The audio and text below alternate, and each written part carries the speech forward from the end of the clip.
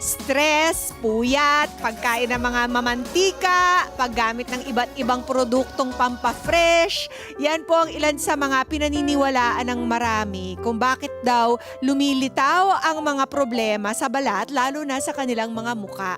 Pero minsan, hindi natin alam, ito pala ay skin purging which will actually lead to better skin. Kaya naman ngayong umaga, palilitawin natin ang katotohanan sa usaping ito. Kasama po ang bisita nating dermatologist, si Doc Zarla Gulmatico Flores is here. Good morning at hello, Doc. Good morning, Miss Pia. Good morning po sa inyong mga viewers. Okay, Doc.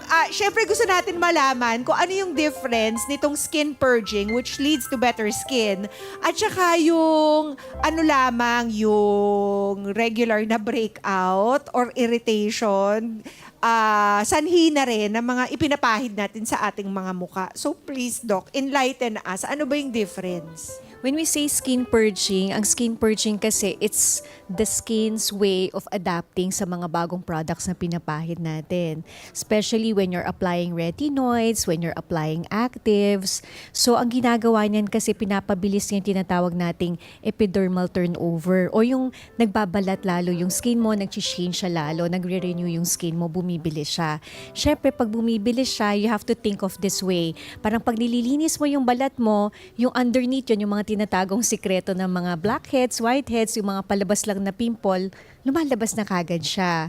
So yung mga kadalasan na one pimple once a week, nagiging 5 pimples na kagad kasi napalabas mo na siya. Kaya purging siya. Oh, so okay, Doc. Can you explain further kung ano po yung sinabi niyo, yung retinoids, kung ano-ano to mga produktong to para alam ng mga kada natin what to expect when they apply these things on their faces? Okay. When you say retinoids, ito yung mga in the form of your retinol, yung mga very common yan ngayon, very popular, adapalene, tretinoin, no? Retinoic acid, these are your tretinoid or retinoids. All the acids, no? Yeah, the Pati yung acids, alpha hydroxy salicylic. acid, Oo. salicylic acid, glycolic acid, lactic acid. These are the acids na nag-i-increase ng epidermal turnover na nagpapaganda actually ng skin mo. However, kung may tinatago yung skin mo ng mga blackheads, whiteheads, pimples, talagang tutubo talaga siya. Short lang naman siya, usually mga 6 to 8 weeks pero pwedeng tumagal hanggang 12 weeks yung purging. Pero when you stick to your regimen, mapapansin mo unti-unti kikinis yung balat mo after 3 months, 4 months. So meron tayong kailangan tiisin na 6 to 8 months wherein 6 to 8 weeks. 6 to 8 weeks wherein what do we expect? How do we expect the face to look? Pwede ba tayong humarap sa publiko nito? Pwede ba tayo mag-host ng television show? Pwede naman. Actually, may mga ways din naman tayo to counteract or to combat din yung purging. Like you apply moisturizer kasi the more na mag-dry yung skin mo, the more na parang lalabas lalo yung pimple, na-irritate siya, may stinging, may burning, may redness yung face mo. So you can apply moisturizer. Okay. Tapos at the same time, pwede siguro unti-unti lang yung pagpahid mo ng mga actives, hindi everyday lahat, sama-sama mo silang pinapahid. Para yung purging mo, hindi siya sobrang dami kagad kasi nag-i-increase yung skin turnover mo.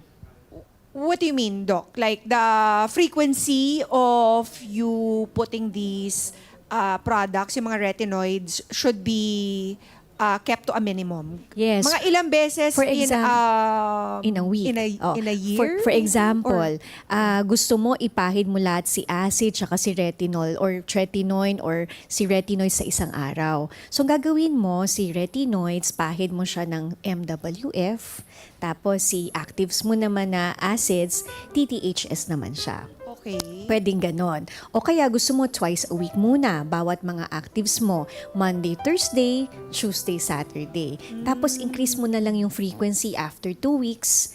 And then, pag nakita mo umokay yung skin mo, that's, you can do it every day na. Okay. Balita ko, Doc, hindi naman lahat ng tao ay nagbabalat yung muka pag nagsiskin purge. Meron iba, yeah, some. Some of them, nagpipil din ba ka? I mean, nagre-regenerate din ba yung skin kahit hindi nagpipil? Yes. Baka sabihin nila, baka yung iba baka mag-stop kasi nakita nila nagpipil. Pero dapat hindi. Tapos yung iba naman, hindi nagpipil, so baka akalain nila mag-stop din sila dahil hindi nag-work. So, ang lagi ko sinasabi sa patients, they would expect na merong konting peeling or tinatawag nating micro-peeling. Kahit hindi nagbabalat yung skin mo, pero pag hawak mo sa skin mo, parang medyo rough siya ng konti. Micro-peeling na yun. Yes. I see. Tapos, may konting redness, minsan medyo mahapde. Pagka ganun na, you have to reduce yung frequency. Tapos Kung siguro, mahapde. tapos konting-konti muna yung pahid mo. Usually, I tell my patients, you can apply it pea-size only for the entire face. When you say pea-size lang, gamunggo lang, tapos i-spread mo na sa buong face, you have to avoid the eye area and the mouth area because sensitive sobrang skin dito. Para hindi masyadong magbalat yung mata nila, tapos yung may around the mouth nila, hindi rin magbabalat. Ayun. So, Doc, how many times a year should we encourage peeling? That's a good question. Usually, ang peeling natin maganda, we do it kahit once a week lang. It's very healthy for the skin. Kasi yung iba, they do or they tend to over-exfoliate. Kasi feeling nila, ay pag nag-peel ako, mas kumikinis yung face ko. No? Mas Okay. mamula-mula. Once a week. But Doc, it takes 6 to 8 weeks for it to peel. That's the purging. Ah, Purging okay. is 6 to 8 weeks. I think that's what I meant. Yes. Parang how many times in a year should we purge our skin? Okay, usually kapag nag-purge ka naman na, for example, when you introduce new actives, retinoids to your face, that would last for 6 to 8 weeks, maybe up until 12 weeks. After that, usually okay naman na siya. Hindi ka na masyadong magpa-purge, not unless you introduce again new actives to your skin. So you stick to your regimen kung hiyang na hiyang ka na doon para hindi ka masyadong nagpa-purge na. Oo, pero kasi di ba meron din tayo, we also run the risk of destroying our skin's natural barrier kung lagi natin to in-exfoliate or lagi natin tong pinipeel. Ano yung healthy amount? Okay. Yung mga retinoids kasi is very good talaga when you apply it to your skin. Kasi anti-aging siya, tapos it increases your skin turnover para matanggal yung pigmentation, matanggal din yung mga konting fine lines mo. So ang bottom line here is that yung actives mo, reduce mo lang siya. Huwag masyadong maraming actives sa skin.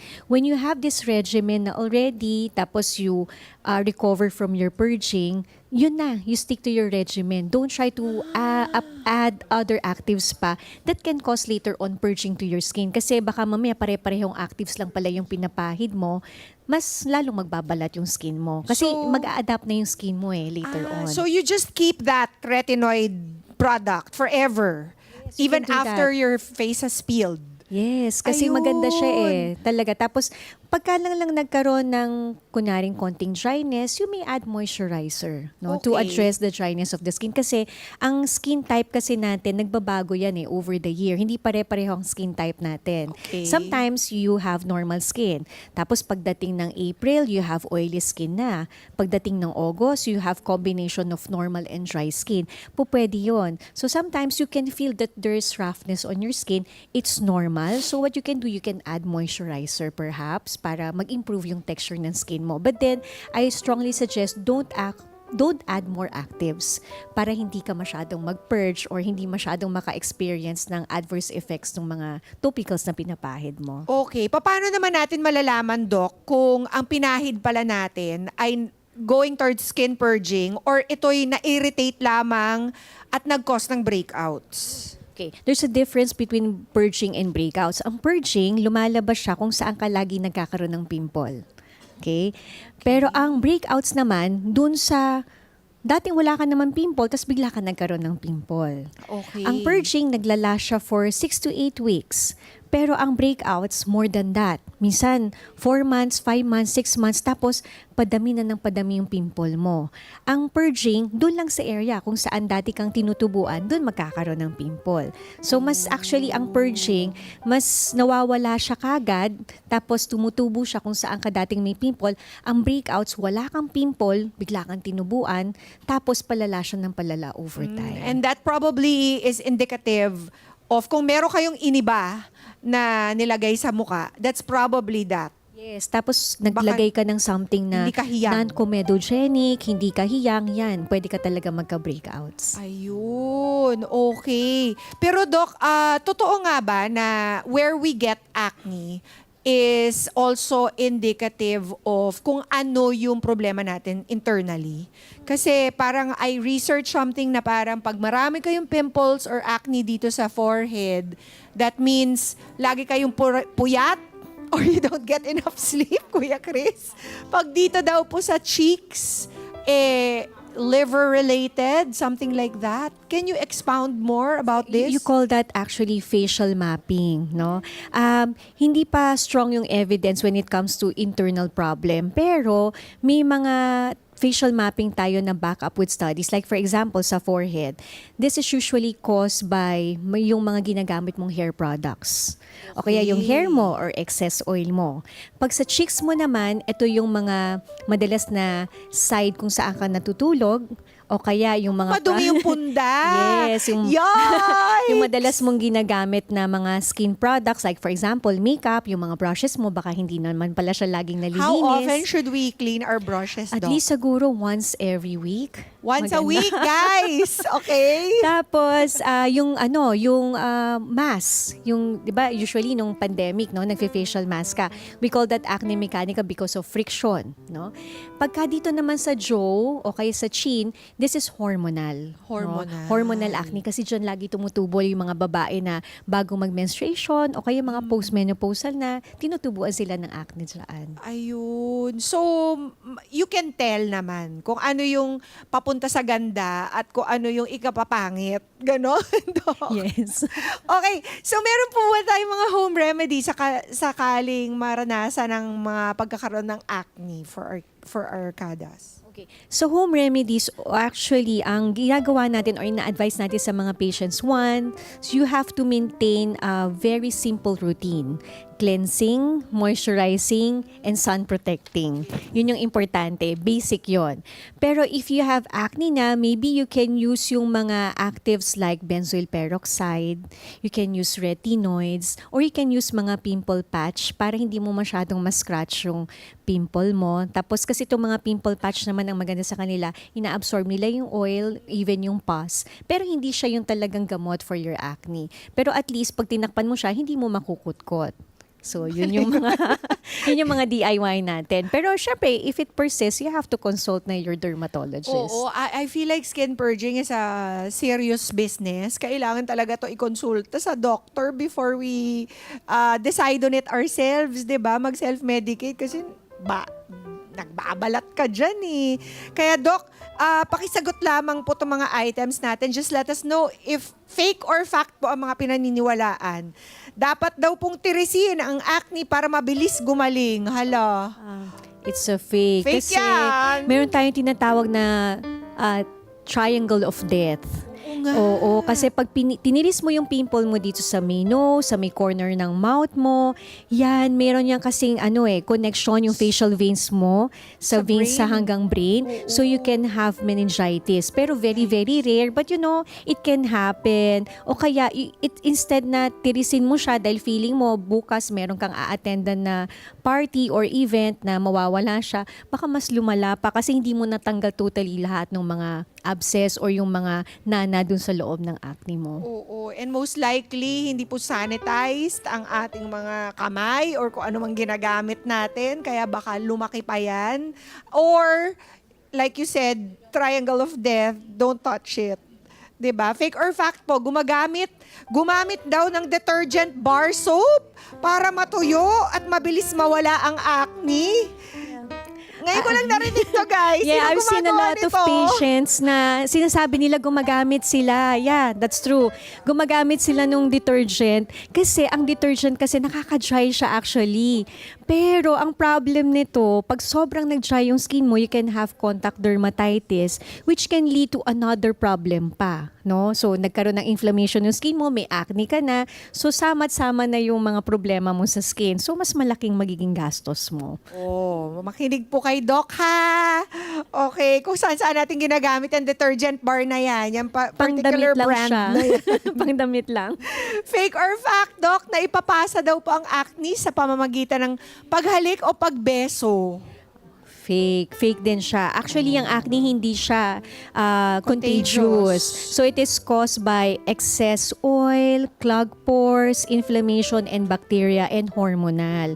Pero syempre, although ang acne kasi, it's not due to pagiging dirty, pero it can be aggravated by hygiene. So, yung pillowcases mo, hindi mo pinapalitan masyado. How Yung- often should the pillowcases be? At least once a week. Once a week, Yung guys! bath towel mo dapat personal, hindi yung pang buong pamilya siya. Tapos you have Ay. to you have Share. to use it. Oo, sharing. Kala nila kasi sharing That's is not caring. caring.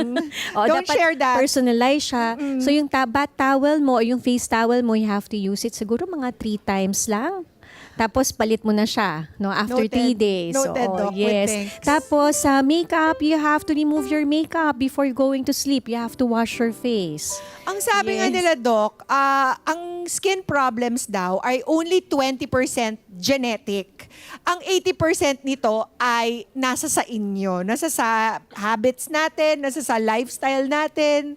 Correct. Stress, lifestyle, hormone. No? Kaya Hormones marami po natin. tayong magagawa tungkol sa ating kagandahan. Kaya panatilihin po nating maganda rin ang ating mga habits at ang ating mga lifestyle at dapat real din ang ating kaalaman. Straight from the doctor. Kaya maraming salamat, Doc Zarla. Thank you so much. And I'm sure itong topic natin, open more questions sa ating mga kada. Kaya ibigay niyo na po ang inyong contact details para they can consult further. You may message me dun sa aking FB page, sa Jarl MD, sa IG, sa aking FB page, Jarl G naman po. You can contact me through there. Send me message po. I can answer po. Basta po, wag po masyadong difficult o kaya wag po consultation. Kasi mahirap pag consultation. Oo, kasi talagang kailangan one-on-one yan. Hindi yan, walang blanket dyan. Okay, thank you very much, Doc Zarla. Thank you so much. I'm sure marami ng mga kada natin nag-check out na ng mga retinoids. Kaya bago po ninyo yan i-check out, makinig po muna kayo sa mga in-advise ni Doc sa atin ngayong umaga. Let's get together. Sunday 25.